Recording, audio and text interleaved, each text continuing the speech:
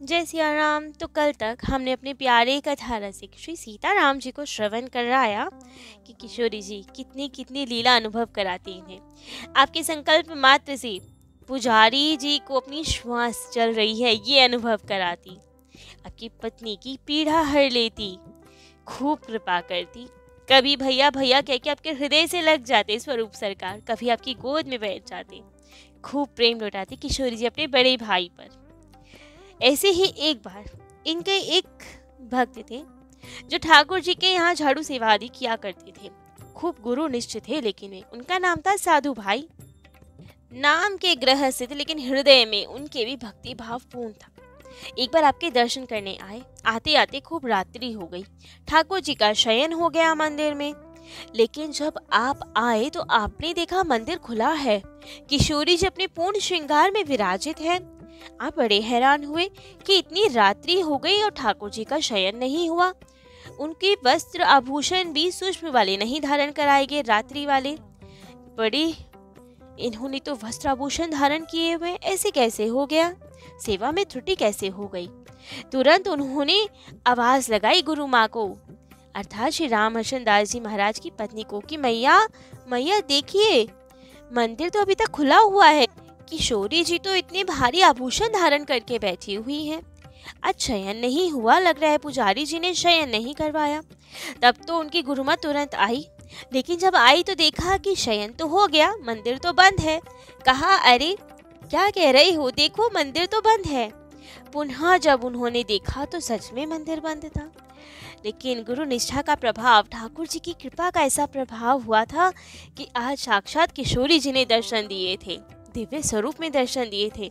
अब ये देख के तो वो भाव विभोर हो गया, रुदन करने लगे, अश्रुपात होने लगे। तभी श्री रामहर्षण दास जी महाराज आए, उन्होंने पूछा सफाई आदि हो गई सब?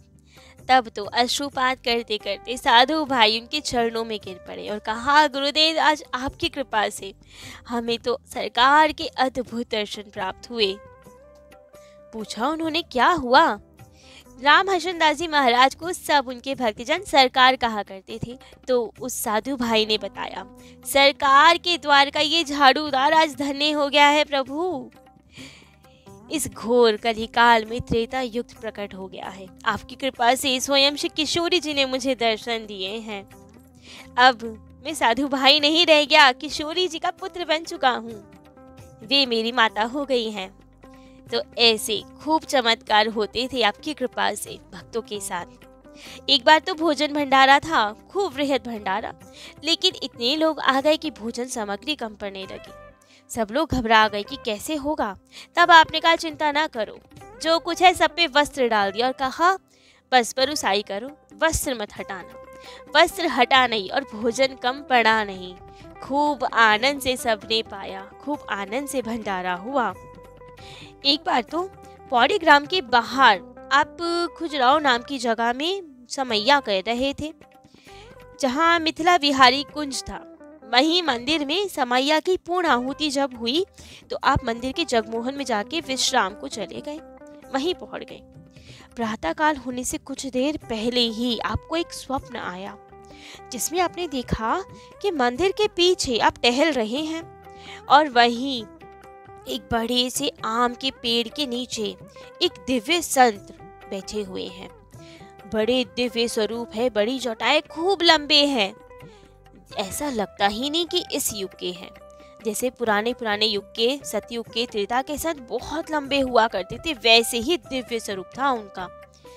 और वे गौर ब्राह्मण लेटे हुए थे और कुछ कह रहे थे।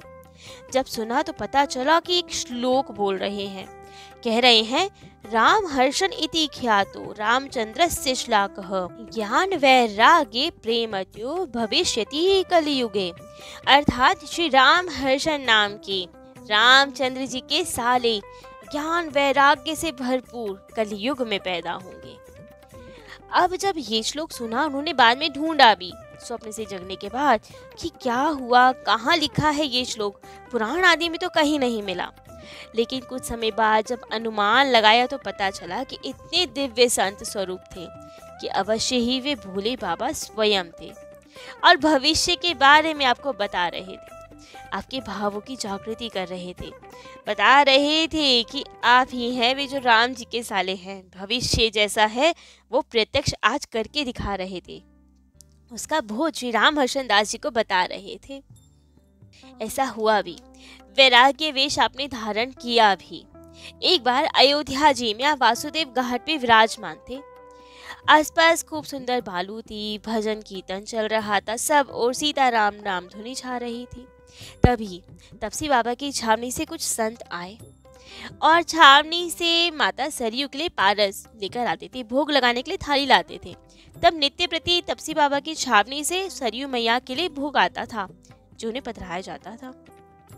अब उन संतों ने माता को भोग लगाया, सारा भोजन अर्पण किया और देखा तो आपको देखते ही पूछा कि अरे आप कब आए यहाँ, चलिए हमारे साथ।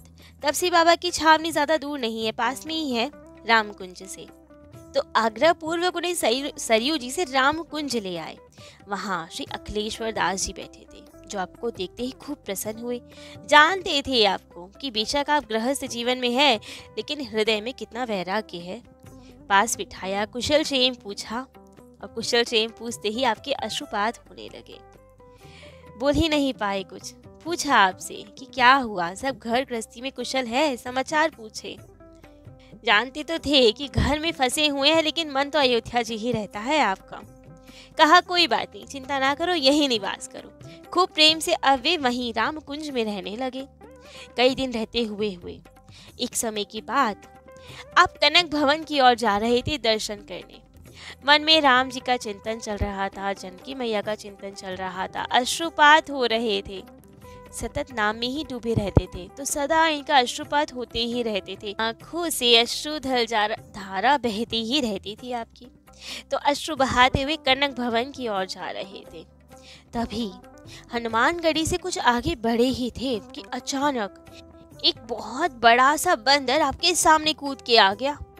अब तो देख के घबरा गए और उसने आते ही कुछ सेकंड्स में ही आपका ओढ़ने वाला चादर और धोती खींच ली और लेके भाग गया। अब तो इन्होंने वही पहन रखा था, एक कॉपीन लगा रखी थी, धोती और चादर, हाथ में माला, और वो धोती और चादर तो लेके भाग गया बंदर।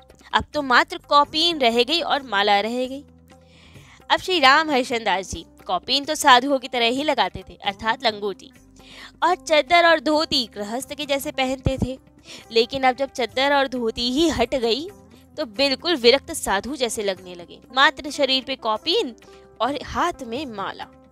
अब तो देखकर बड़े हैरान हुए। कहा कि ये क्या लीला भई, क्या संकेत है? क्या हनुमान जी महाराज थे वे? क्या वे हमें ये संकेत देना चाहते हैं कि अब तुम्हें ऐसे ही रहना है? क्या हनुमान जी महाराज हमें विरक्त बनाना चाहते हैं? अब यही विचार करते रहे, वहीं खड़े रहे, यही सब सोचते रहे, अश्रुपात करते रहे कि हनुमान जी महाराज ने हमें कोई लीला संकेत दिया है। वे चाहते हैं हम घर संसार छोड़ दें, अब विरक्त हो जाए, राम जी का भजन करें। यही सोचते रहे। कुछ देर बाद वही विशाल बंदर फिर आया और इनका धोती और चादरा इन पे फेंक कर चला गया। तब तो चेतना आई, इन्होंने धोती पहनी, चादर ओढ़ा और फिर कनक भवन जाके दर्शन किया। लेकिन मन में वही विचार कि ये क्या लीला हुई थी, क्या संकेत था ये। खूब आनंद से दर्शन किए और आ गए वापस रामकुंज। एक बार वहीं छत पे टहल रहे थे, भजन कर रहे थे, यही सब चिंतन चल रहा था।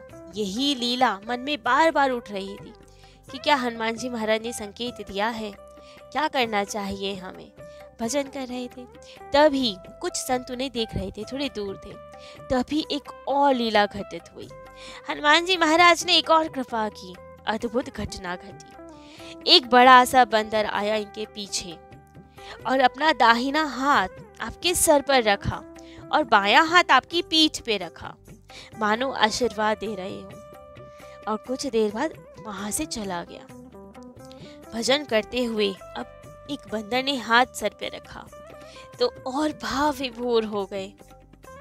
यही सोचे कि आज हनुमान जी महाराज ने पुनः कृपा की है, हमें आशीर्वाद प्रदान किया है, मानो हमारे विचार पे स्वीकृति कर दी हो, मुहर लगा दी हो कि यही तो संकेत था कि अब विरक्त हो जाओ। बाकी संत आए पास में, पूछा कि कैसा लगा आपको, इतना बड़ा बंदर आया था, क्या अनुभूति हुई। तब तो आपने रोते हुए कहा कि स्वभाव से तो मुझे बंदरों से बहुत डर लगता है, घबरा जाता हूँ, लेकिन आज डर नहीं लगा। एक विचित्र आनंद की अनुभूति हुई, रोमांच हो गया शरीर में। ऐसा लगा मानो साक्षात हनुमान जी आए हों मुझे आशीर्वाद देने। बहुत कोमल स्पर्श था उनका। अद्भुत स्थिति हो गई। निश्चित हो गया कि ये जरूर हनुमान जी ही थे और यही संकेत देना चाहते थे। अब तो हृदय में विरक्त होने की लालसा बढ़ गई। सोच लिया कि अब ठाकुर जी कृपा करें और विरक्त वेश मिल जाए। आए पुनः कनक भवन एक दिन और दर्शन करके ठाकुर जी से कुछ आंतरिक वार्तालाप करके पुनः आए गुरुदेव के पास, अखिलेश्वर दास जी के पास। रामकुंज में बैठे हुए थे, वे भजन कर रहे थे। बहुत शांत भाव से उनके चरणों के समीप जाके बैठ गए। पूछा उन्होंने कि क्या बात है, क्यों इतने शांत हो। तब तो गुरुदेव के चरणों में निवेदन किया, कहा कि महाराज अब कृपा कीजिए, विरक्त वेश हमें प्रदान कीजिए, संसार के जंजालों से हमें छुड़ाइए। वे बहुत प्रसन्न हुए। कहा कि ऐसे प्रेमी भक्त को पाकर, ऐसे को शिष्य बनाकर तो हम भी बहुत प्रसन्न होंगे, लेकिन पहले विरक्त वेश धारण करने से पहले ये विचार कर लो, परिवार का क्या होगा, क्या व्यवस्था है, कैसे उनका पालन होगा। तब आपने कहा परिवार की कोई समस्या नहीं रहेगी, सब व्यवस्था है उनके पास, तो आप वो चिंता ना कीजिए, हमें विरक्त वेश प्रदान कीजिए। तब तो स्नान आदि किया, सरयू जी में नियम आदि पूर्ण किया और फिर गुरुदेव ने उन्हें अचला कौपीन प्रदान की, विरक्त उपदेश दिए, द्वादश तिलक किए। शरीर मानो ऐसे तेजस्वी हो गया और चमकने लगा, एक दिव्य स्वरूप आ गया हो। पूरे कार्तिक मास तो वहीं रहे, खूब अवध धाम का आनंद लिया और उसके बाद मार्गशीर्ष में पहली बार विरक्त वेश धारण करके पहुंचे अपने घर की ओर। रीवा पधारे, विरक्त संतों के साथ पधारे और अब हनुमान जी की तो और कृपा होने लगी आप पर। एक बार तो लीला आदि चल रही थी, तब लीला में जो बालक लक्ष्मण जी का स्वरूप बने थे वे चले गए रुककर। तब तो हनुमान जी महाराज ने ही कृपा की, व्यवस्था करके कैसे भी लेकर आए लक्ष्मण जी को, वरना लीला बाधित होती। एक बार लीला आदि के समय घी का प्रबंध ना हो, उसकी कैसे इंतजाम हो, घी का कैसे व्यवस्था हो। तब भी हनुमान जी महाराज ने एक सेवक का रूप धारण किया और आके घी की पूर्ति की, उसकी व्यवस्था की। आपने अपनी माँ को जाके खूब समझाया, विरक्त वेश के बारे में समझाया। बहुत मुश्किल हुई लेकिन मान गई माँ भी। अब तो आपके कीर्तन आदि करते और इतना उसमें भाव जगता कि जितने भक्त होते सबको दिव्य अनुभूतियां होने लगती। कभी किसी को दिव्य प्रकाश दिखता, कभी दिव्य सुगंध का अनुभव होता, कभी नूपुरों की ध्वनि सुनाई देती। एक बार तो आप कीर्तन करवा रहे थे, नाम संकीर्तन, तभी सबको बांसुरी की धुन सुनाई दी। पूरे कीर्तन के समय लगातार बांसुरी बजती रही, जबकि कोई वहां बजा नहीं रहा था बांसुरी। किसी को लगता राम हर्षण दास जी महाराज के भीतर से ही बांसुरी की धुन आ रही है, किसी को लगता उनके पीछे से बांसुरी की धुन आती है, किसी को लग रहा आकाश से बांसुरी की धुन आ रही है, लेकिन कोई स्पष्ट नहीं कह पाया कि ये बांसुरी की धुन आ कहां से रही है। कभी किसी को कीर्तन में दिव्य मुकुटों के दर्शन होते, 2 मुकुट, एक राम जी का एक जानकी जी का, अद्भुत दिव्य मुकुट के दर्शन होते। सभा विभोर दशा में होकर नाम संकीर्तन करते। एक बार तो आपके ही संत अर्थात श्री राम हर्षण कुंज के ही विरक्त संत श्री राघवेंद्र दास जी महाराज ने बताया कि आपके संकीर्तन में आप मंदिर के सामने आसन पे विराजित थे। कीर्तन उच्च अवस्था पे बढ़ता जा रहा था, कीर्तन की मस्ती, उसका तीव्रता बढ़ती जा रही थी, सब में भावावेश बढ़ता जा रहा था, सब आनंद विभोर हो रहे थे, मगन हो रहे थे कीर्तन में। तभी उन्हें अनुभूति हुई कि जैसे वो कुंज नहीं एक जल महल है और महाराज जी श्री सीता राम जी के साथ विराजित हैं। विलक्षण आनंद हो रहा है, लग रहा था मानो लखन लाल जी, भरत लाल जी, शत्रुघ्न लाल जी हनुमान जी के साथ खूब आनंद से कीर्तन कर रहे हैं। जल महल में समुद्र की लहरें उठ रही है जिससे वो जल महल चल रहा है। ऐसे ऐसे दिव्य अनुभव होते थे वहां संतों को, भक्तों को। एक बार तो एक कीर्तन में कोई वाद्य यंत्र नहीं थे, लेकिन फिर भी सबको वाद्य यंत्र दिखाई दे रहे थे, बज रहे थे, आवाज सुनाई दे रही थी। वीणा, सितार, मंजीरे, ढप, ढोल सब बज रहे थे और दिव्य लोग उपस्थित हो गए थे वहां। ऐसी अनुभूति हो रही थी लोगों को, अनुभूति हो रही थी कि हनुमान जी महाराज सामने नृत्य कर रहे हैं। नृत्य करते करते आवेश में उनके केश खुल गए हैं, बिखर गए हैं। हनुमान जी महाराज के रोम रोम से आनंद की तेज की किरणें प्रकाशित हो रही हैं। खूब आनंद से सब लोग नृत्य कर रहे हैं। अब हनुमान जी को देखकर कोई हाथ उठा के गा रहा है, कोई सुध बुध भूल रहा है, किसी को रोमांच हो रहा है, रोंगटे खड़े हो रहे हैं, कोई अश्रुपात कर रहा है। ऐसी अद्भुत होते थे आपके कीर्तन। ऐसा भावावेश हो जाता था आपके कीर्तनों में कि लीला अनुकरण होने लगते थे।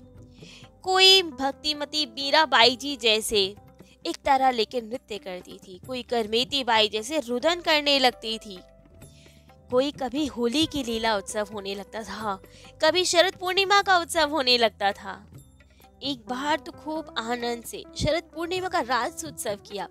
भक्तजन भी, ठाकुर जी भी सब सफेद परिधान में, श्वेत परिधान में, सब और चांदनी से बिखर रही थी। सब और श्वेत ही श्वेत, चांदी का वर्ण छाया हुआ था, मानो कि समस्त राष्ट्र मंडल वहां प्रकट हो गया है। खूब आनंद से भाव विभोर होके सब कीर्तन कर रहे थे।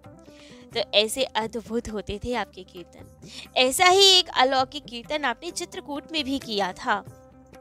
चित्रकूट से भी आपको बहुत प्रेम था, खूब यात्राएं करते थे वहां की भी आप, खूब सारे भक्तजन को लेकर जाते थे, खूब व्यवस्था होती थी वहां पे भी, नियम संयम से सब रहते, खूब लीलाएं होती, कथाएं होती, सत्संग होता।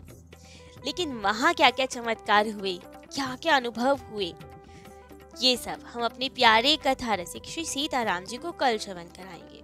आज के लिए इतना ही। जय जय श्री सीताराम।